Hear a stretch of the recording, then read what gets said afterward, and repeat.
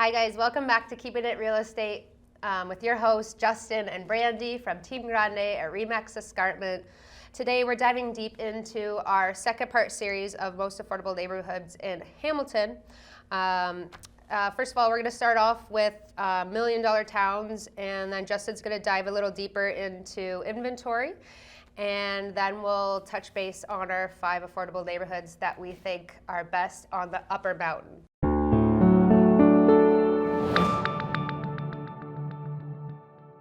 Awesome. Yeah. So, I mean, one thing we wanted to talk about was these $1 million townhomes that we're seeing. Now it's been 4 on the Stony Creek Mountain that have sold for over $1 million. We're talking interior unit townhomes with unfinished basements going for $1,030,000.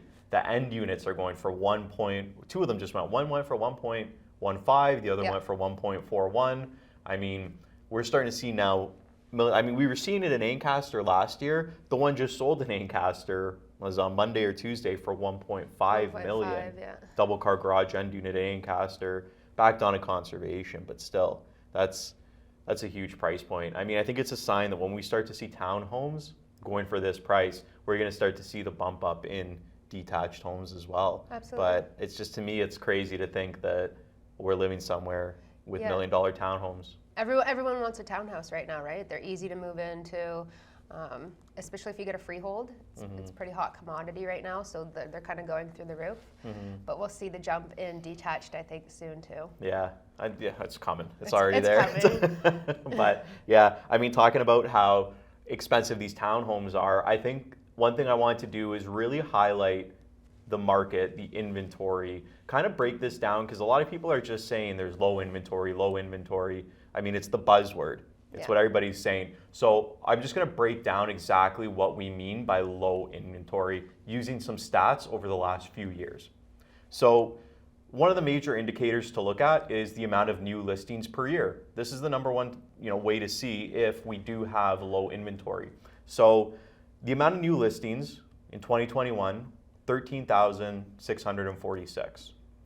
So this 13,646, the year prior, it was, 2021 it dipped to just below 13,000. It was like 12,700, something like that. But then 2018, 2017, they were all 13,000, in the 13,000 range. So the inventory since 2018 really has stayed the same. 2018, 2019 were almost identical. It dipped in 2020 because of COVID. It went down about 1,000, but that came back to where it was in 2021. So the issue is the inventory's kind of gone straight. It went down. We've recovered since COVID. It's come back up to that. So we aren't increasing in inventory. We're just kind of staying the same. But the amount of that inventory that's selling is what's changed the most. It's increased about 1,000 every year. So when we had the 13,500 listings in 2021, there was 10,600 sold. So really, 10,600. So there was only a 2,000 difference between what was listed and what actually sold. Every year, that's been 1,000 less. So it was less in 2020. It was less in 2018. It was less in 2019, less in 2018. So I mean, the amount of the inventory that is selling is increasing. So here we have is a line of inventory not increasing, but the amount of people buying is, the amount of selling is. And then with that said, when we look at the timeline, we use in this industry a term called months of inventory.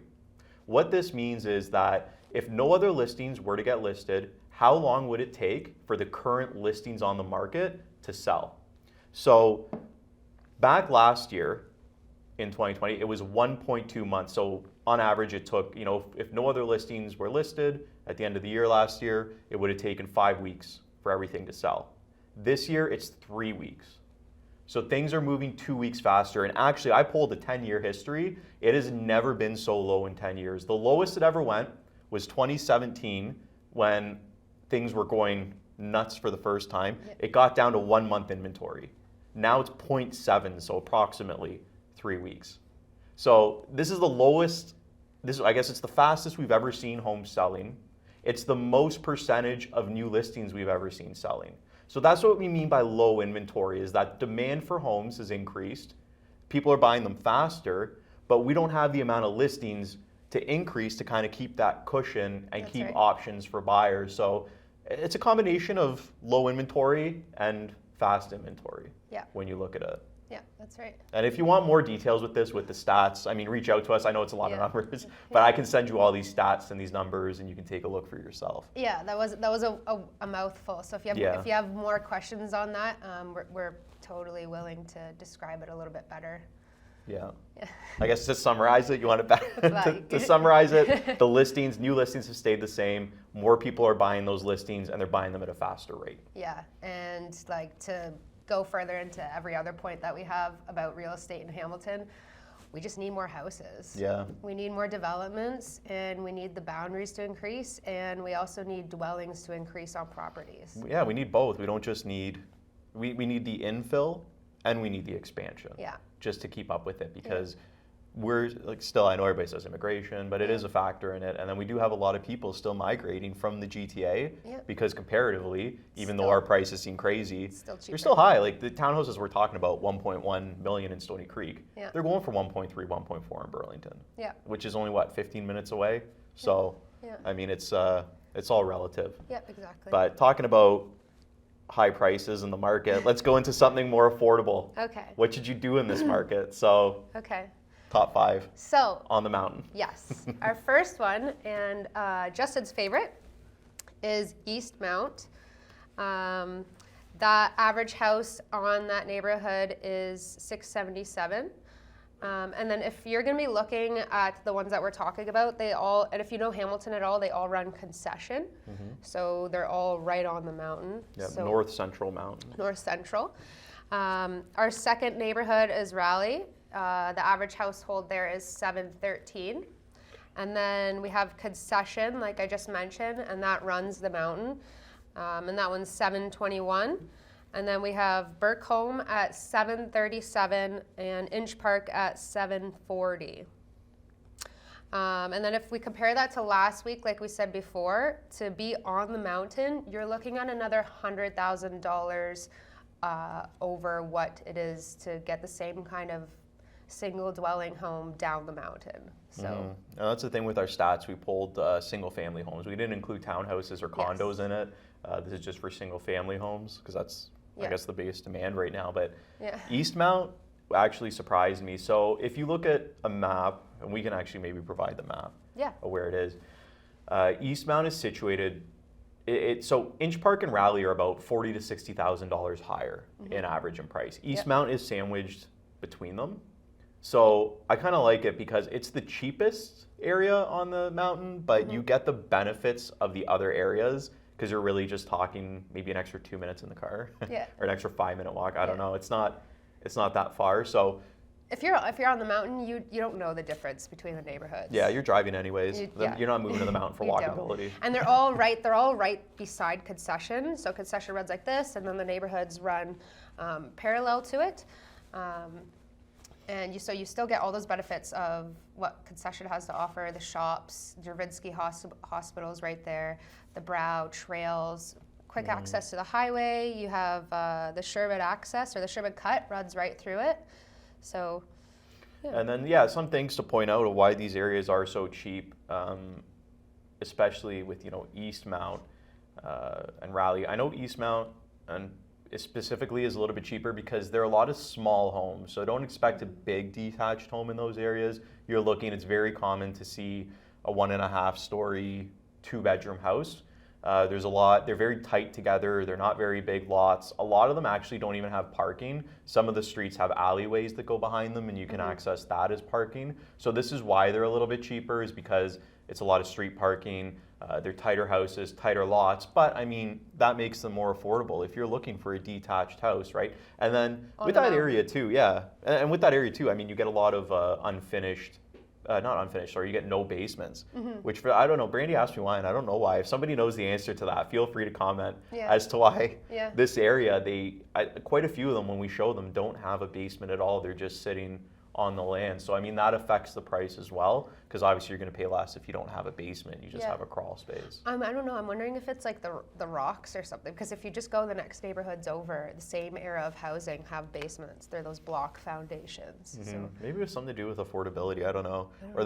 I know there's a couple prefab Sears homes on the mountain. So like Sears used to sell a build your own home Oh, I kit. didn't know that. And so there's a few of them in these areas, which I know I've seen some in the news. Some people have mentioned it in listings. I always think it's really cool that you could just buy a house and build it. Like I find that hilarious. But I mean, people did it. And so I think you also get a lot of wartime homes. But that's what to expect in those areas is really smaller homes. But I think it's a good option. If I was looking to buy my first home and I was like, it's got to be on the mountain. It's got to be on the mountain. You know, the number one rule of real estate that I've always been told, and I did it myself, buy the cheapest house on the street. Yeah. Because they're going to go up in value, they're going to bring you up. If you buy the biggest house on the street, all the other houses' value is going to bring yours down. Yep. So if you can buy in the cheapest area on the Hamilton Mountain, it's just a matter of time until it comes up. Absolutely. Right? Like I remember Jerry Romano from Remax as well mentioned to me 6 years ago,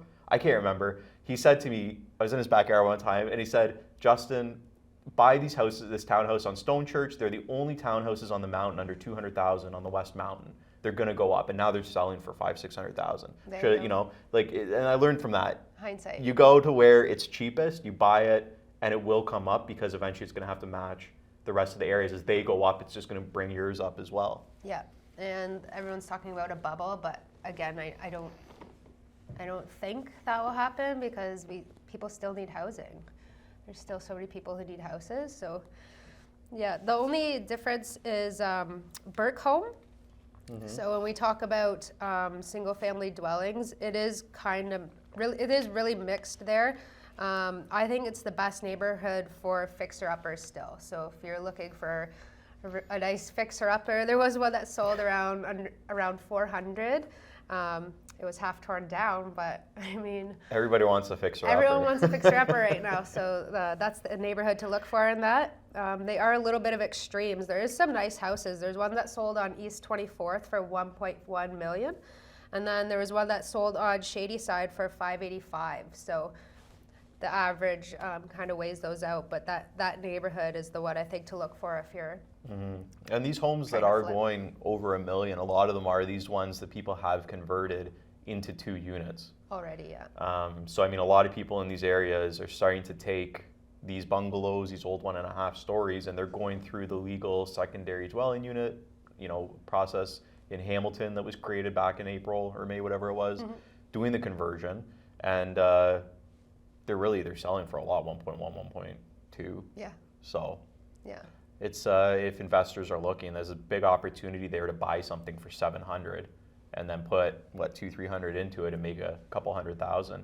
I mean, but I would hire somebody, which I have somebody that's great. There you go. You can use. If you want someone that's helped you flip, go to Justin. I think so if everyone's looking for flips down the mountain because that's where the most cheap houses are right now. But yeah, if you're looking up the mountain, Burke Home is the one to kind of look out for. Yeah. That's all I have for that. That's it. No, I mean, these are all great areas, really central North Mountain. I was surprised that they were all clustered together, but I guess it does make sense because on average, they are smaller detached homes. Yeah. So, but definitely if I was looking to buy an investment on the Hamilton Mountain and I had a budget of $700 to $750, I mean, all these neighborhoods are under $750 in the average sale price.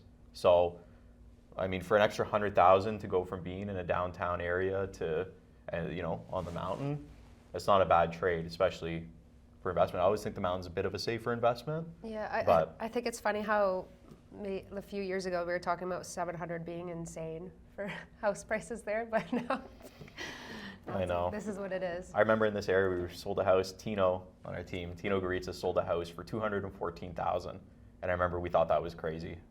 A little bungalow. What year?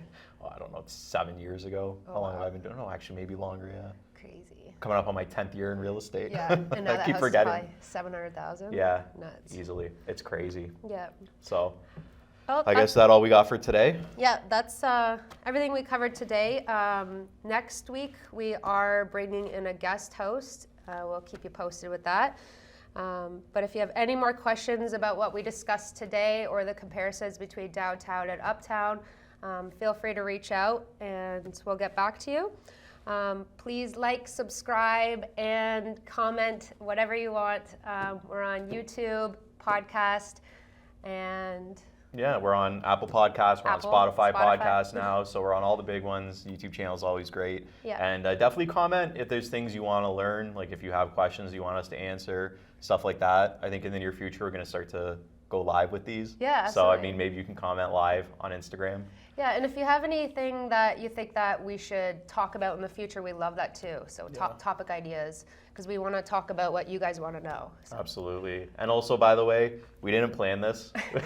The outfits. We both took our jackets off today. And That's a lie. We wanted to. yeah. And it just worked out like that. So anyways, thanks for watching, guys. It's always great to have you. See We'll you talk to you later. later.